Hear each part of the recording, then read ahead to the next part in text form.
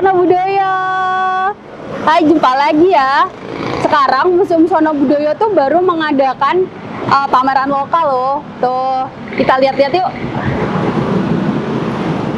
Nah, kalau mau lihat pameran, jangan lupa, karena baru masa kayak gini kan, jangan lupa untuk memastikan kalian sehat ya kan, dan nanti dicek suhu, ada termogannya. Jadi jangan lupa, ini ada visitor rules-nya tuh kan, segitu panjangnya, karena kalian harus cuci tangan juga atau pakai hand sanitizer. Jangan lupa pakai masker juga, ada protokol kesehatannya, jadi jangan khawatir kalau mau main ke sini. Nah, sekarang kita akan lihat apa sih temanya yang dibuat sama Museum Sono Budoyo. Namanya tuh Rajata. Rajata adalah perak dalam bahasa Sanskerta. Dan perak ini ada beberapa kisah diantaranya, makanya namanya Rajata, perak, dan kisah diantaranya. Mau tahu kisah-kisah di balik perak? Yuk kita langsung masuk aja.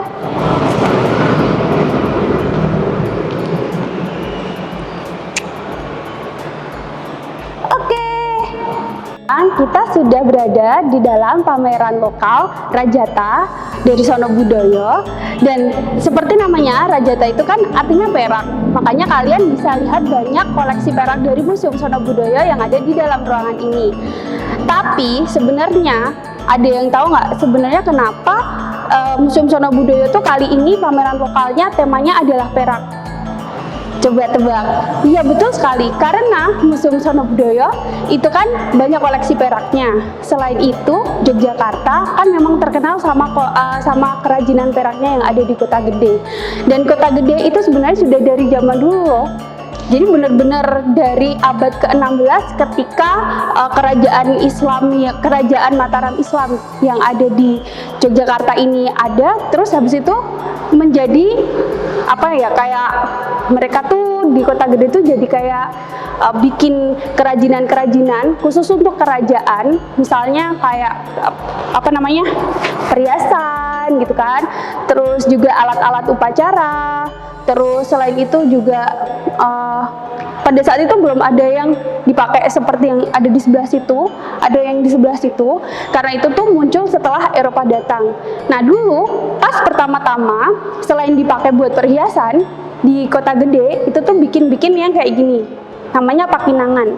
Pakinangan itu tempat atau alat untuk minang atau nyirih. Mungkin kalian bisa ngebayangin kan ya, zaman dulu kan orang-orang kan suka nyirih tuh. Nah dulu kalau di kerajaan itu tuh ada tempat sirihnya seperti ini, dan kan ada buah pinangnya.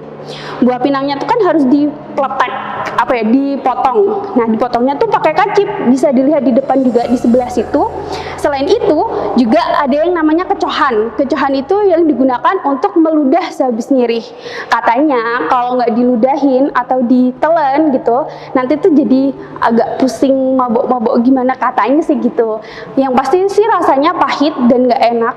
Jadi zaman dulu memang, tapi memang kayak gitu sih fungsinya sirih itu kan untuk membersihkan mulut, karena belum ada sikat gigi dan macam-macam kan, makanya mereka nyirih. Nah terus kedatangan bangsa Eropa ke Yogyakarta khususnya itu tuh mengubah tradisi dari pas zaman masih cuma dipakai untuk upacara atau kebutuhan sehari-hari yang lebih untuk bangsawan, itu berganti menjadi lebih kayak gini nih, kayak teko yang ada di sebelah sini. Itu ada setelah bangsawan Eropa atau orang-orang Eropa datang ke Indonesia, datang ke Yogyakarta. Ada salah satu istri dari Gubernur Jenderal Belanda yang ada di Yogyakarta, namanya Ibu Agnes Marie Pownel. Itu beliau itu kayak bikin ide gimana caranya biar si perak ini tuh lebih cantik lagi. Maka Ibu Marie Pownel itu ngasih ide, ini tuh dibikin t-shirt yang lebih Belanda banget dan dicampur dengan motif-motif lokal kayak gini, sulur-suluran, dan motif-motifnya itu benar-benar diambil dari candi-candi dari sulur-suluran candi salah satunya. Jadi banyak sulur-suluran dan ada lotus atau padma atau bunga teratai, terus itu dijadiin satu. Tekniknya juga berbeda. Jadi ini yang dua ini ada namanya teknik yang sekarang sudah nggak dipakai lagi di Kota Gede, namanya teknik ondel. Teknik ondel tuh kayak nempa gitu loh. Jadi dia tuh kayak lempengan, terus dipukul di atas bidang, di atas kayak kayu gitu kan, terus dibikin seperti yang diingini oleh si pengrajin. Terus biasanya tuh dalam ukuran besar. Nah, tapi dulu tuh kesetnya juga bisa diondel. Sayang sekali sekarang sudah nggak ada lagi yang menggunakan teknik ini. Jadi mereka lebih ke kayak bikin aja gitu, dicetak kayaknya. Dan itu kalau yang ini salah satu kekhasan dari perak Kota Gede yang dengan teknik ondel tadi yang bisa kita lihat di pameran lokal Rajata dari Museum Sono Budoyo ini. Nah, selain ada kedua T-set yang ada di sebelah kananku, di sebelah sini juga ada beberapa peralatan perak. Salah satunya tuh namanya sumbul, tuh yang tinggi itu. Sumbul tuh sebenarnya kayak botol parfum gitu loh, tapi bukan parfum yang dipakai di badan, dia tuh lebih dipakai buat jamuan makan. Makanya nanti kita akan ngelihat ke sebelah situ, karena di situ ada jamuan makan yang biasanya dibikin sama pejabat-pejabat Belanda gitu untuk makan-makan. Nanti aku ceritain. Nah, sumbul ini dipakai biar kayak kan kadang-kadang makanannya tuh kan macem-macem tuh. Ada yang kayak rendang, kari yang bau-baunya menyengat kan. Nah, sumbul ini fungsinya lebih untuk menghilangkan bau-bauan makanan yang terlalu keras kayak gitu, supaya tuh baunya lebih soft gitu. Nah, si sumbul itu isinya air mawar dan biasanya diletakkan di tengah meja makan. Cuma kan sekarang sudah jarang dipakai ya, jadinya ditaruhnya di dalam sini, tidak ditaruh di meja makan sana.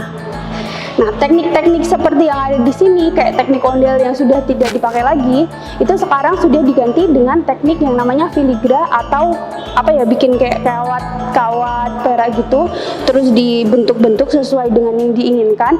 Itu salah satunya bisa kita lihat di sebelah sana. Jadi ini tuh kayak kita tuh lihat dari zaman dulu banget ke sini jalan, terus di sebelah sana tuh lebih modern dan kontemporer.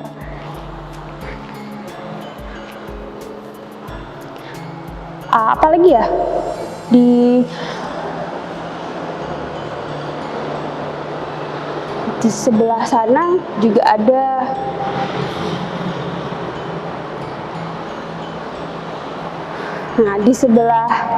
nanti kita akan melihat di sebelah sana tuh namanya ada Kunst Amba School, karena kan tema Rajata ini tuh dibagi sama 3 subtema gitu kan. Yang pertama Kota Gede yang tadi sudah tak ceritain, terus habis itu nanti kita akan melihat Kunst Amba School atau sekolah seni dan kriya yang dibentuk tahun 1930-an, dan itu tuh sekolahnya juga ada di Museum Sono Budoyo gitu.